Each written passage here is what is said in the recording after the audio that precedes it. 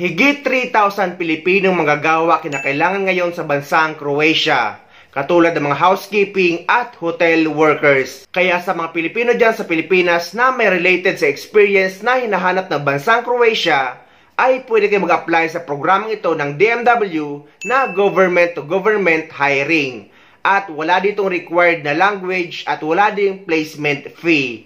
Panibagong oportunidad para makapagtrabaho abroad. Ito ang maaaring abangan ng mga naghahanap ng trabaho sa susunod na buwan.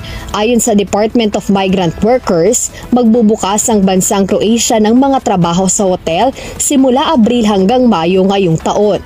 Ayon kay DMW Undersecretary P.Y. Kaunan, pagkakataon ito sa mga Pinoy worker na umuwi galing Lebanon at Israel na makapagtrabaho muli sa ibang bansa. Doon sa mga nabalita nating signing, isahin ko na yung sa Croatia, magbi-bring about to ng isang government-to-government program para sa, ang unang-una ay hotel workers.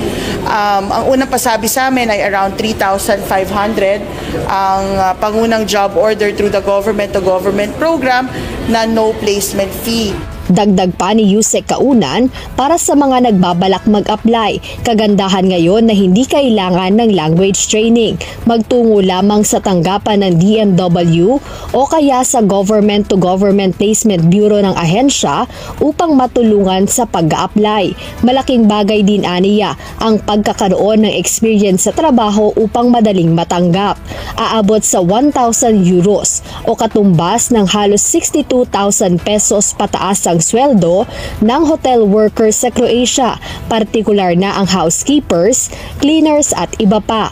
Samantala, kasama sa target ng DMW ngayong taon ay mapalawig pa ang pagkakaroon ng country-exclusive job fairs. Lalo pa at maraming job seeker ang nagpakita ng kanilang interes sa mga naunang inorganisa ng ahensya.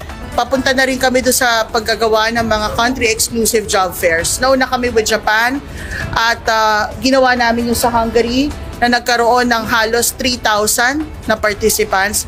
At ngayon niluluto naman namin dahil sa naging interes na ating mga kababayan, i-anunsyo na lang namin magkakaroon kami ng Finland exclusive job fair. Patuloy ang pagpapalakas ng Department of Migrant Workers sa bilateral labor relations sa ibang bansa upang makapagbukas ng iba't ibang oportunidad sa mga Pilipinong naghahangad magtrabaho abroad. Ilalagay ko sa description ng video na ito ang website ng DMW kung saan makikita ang mga available job orders. At paulit-ulit natin pinapaalala na umiwas at mag-ingat sa mga illegal recruiter.